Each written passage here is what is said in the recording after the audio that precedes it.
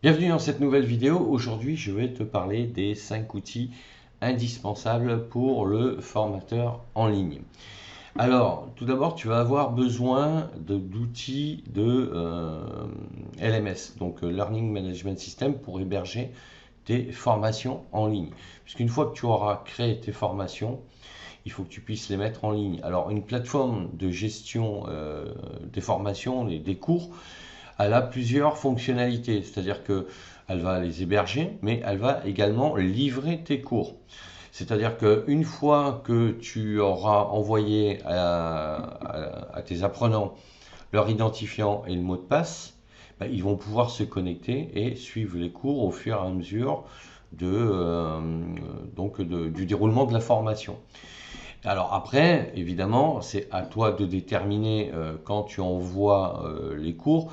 Si tu es formateur en ligne indépendant, ce qu'il faut savoir, c'est que quand tu présentes tes formations et que les apprenants, tes futurs apprenants achètent ta formation, à partir du moment où ils achètent ta formation, ça déclenche la réception de l'identifiant et du mot de passe qui leur donnera accès à la plateforme et donc au cours.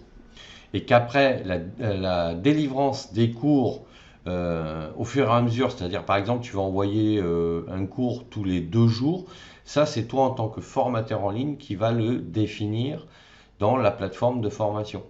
Si par exemple tu utilises System.io ou Podia ou Learnybox, tu vas pouvoir paramétrer donc ces fréquences. D'accord? Ça se fait à 2 niveaux.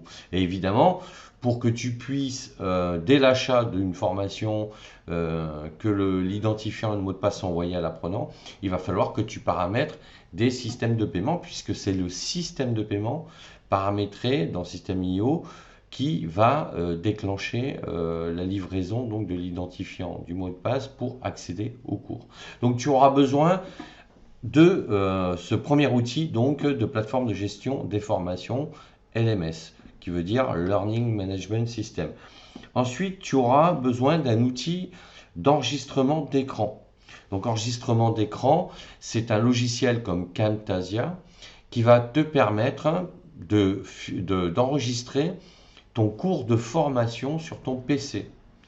Donc quand tu vas ouvrir ton document, ça peut être du PowerPoint, ça peut être un PDF, ça peut être Word, peu importe le format, quand tu vas l'afficher sur ton PC et que tu vas vouloir enregistrer ce cours, il va falloir que tu utilises un logiciel comme Camtasia pour capturer sous forme d'enregistrement donc ce que tu affiches. Et tu vas faire toi défiler ce cours au fur et à mesure. Alors l'idée c'est que quand tu es formateur en ligne, tu fais des cours avec des voix off et éventuellement une caméra.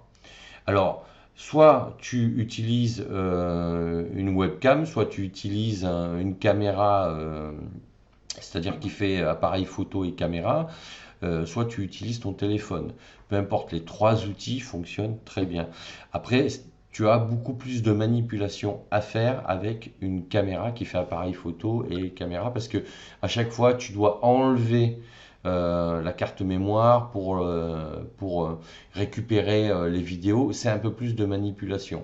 Mais tu auras une qualité supérieure qu'une webcam ou ton appareil photo.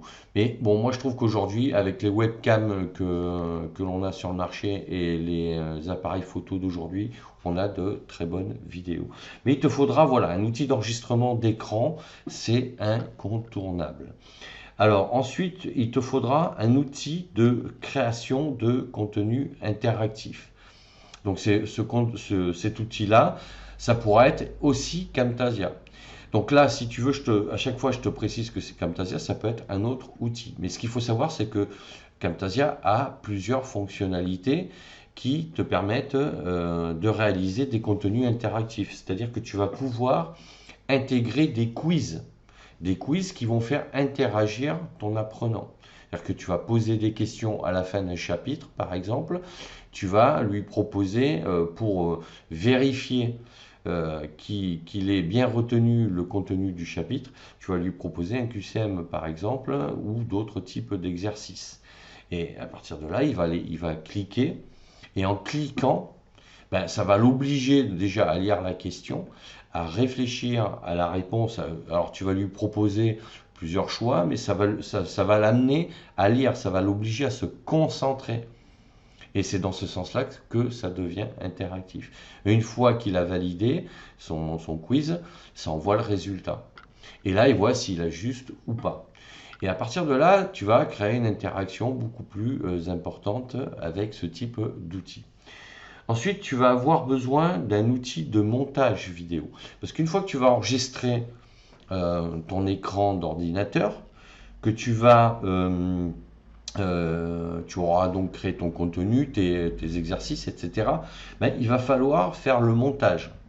Parce que quand tu vas faire ton cours, peut-être qu'après, en le réécoutant, tu auras des bugs, tu auras fait des fautes de diction, peut-être qu'il y aura des moments, des blancs, peut-être qu'il y aura voilà, des images que tu auras, comment dire, fait défiler sur l'écran qui s'afficheront pas très bien, etc., etc. Tu peux avoir quelques bugs. Mais avec l'outil de montage vidéo que tu peux faire donc avec Camtasia également, tu vas pouvoir faire des cuts et reprendre le tournage seulement de cette section-là. D'accord? Et à partir de là, tu vas pouvoir faire ton montage de vidéo, mais vidéo pour un cours de formation. Et ensuite, tu vas devoir utiliser des outils de collaboration en ligne comme Zoom, par exemple, si tu veux faire des visioconférences. Tu vas pouvoir utiliser YouTube pour faire des lives. D'accord? Enfin, il y a des tas d'outils pour faire des lives en direct. Je ne vais pas tous les lister. Mais tout ça pour te dire que voilà, tu as besoin d'un outil de visioconférence pour ensuite faire tes coachings communs par exemple, ou surtout faire des masterclass pardon, en live et pour expliquer tes formations ou d'autres sujets. Donc tu as besoin de ces 5 outils: une plateforme LMS, outils d'enregistrement d'écran, outils de création de contenu interactif, outils de montage vidéo et ensuite un outil de visioconférence, en sachant que donc c'est les trois outils d'enregistrement d'écran, de montage vidéo et de contenu interactif, tu les retrouves dans Camtasia.